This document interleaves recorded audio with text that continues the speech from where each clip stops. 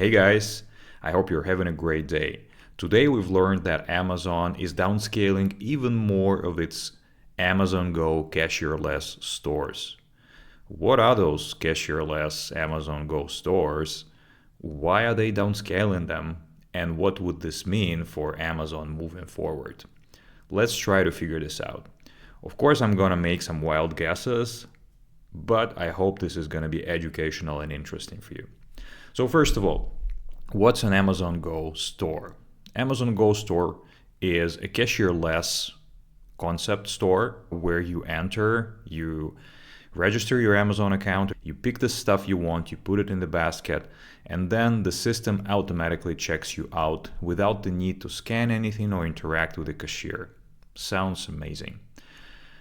Most of those stores have been relatively small and located in dense office workers or dense tourist areas.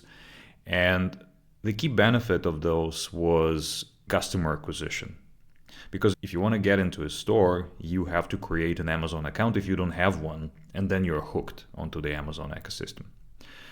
Also, the stores themselves, they didn't offer a wide variety of foods. They were mostly focused on grab and go type of stuff, like snacks, drinks, something relatively simple, something a typical office worker would get for lunch or maybe for an early breakfast. But now we've learned that those guys are downscaling this seemingly amazing experience. Why are they doing this?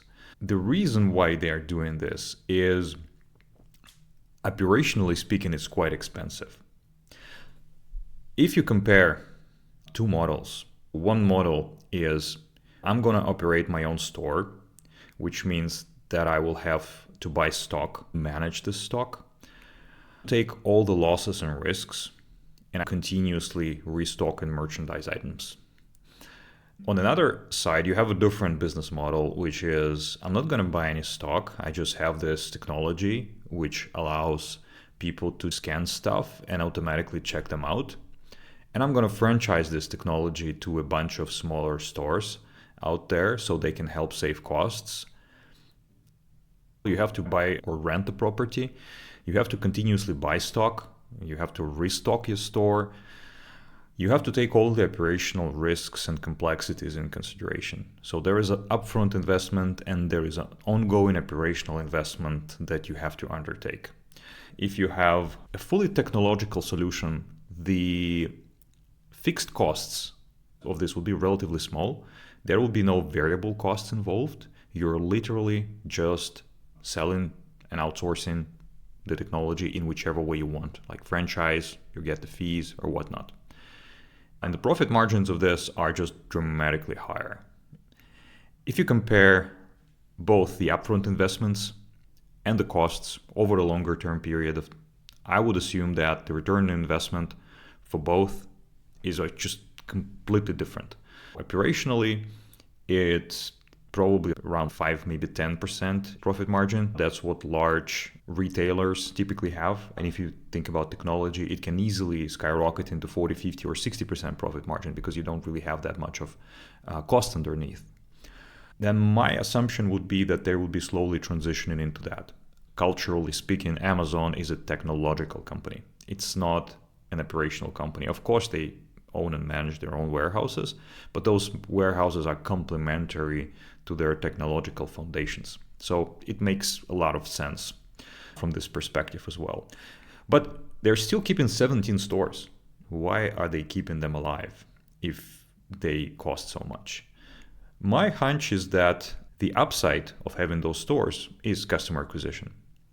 They're located in high commuter, high office worker, dense areas, and you can easily hook those users onto your platform if they want to have this amazing cashierless experience or if they just want to buy something, right? So if you compare basically the investments into those 17 stores that they're keeping all around US versus the potential investments into an already saturated marketing channels that they're having, the acquisition costs between both would not really be comparable. Those stores are driving the cost of acquisition even lower.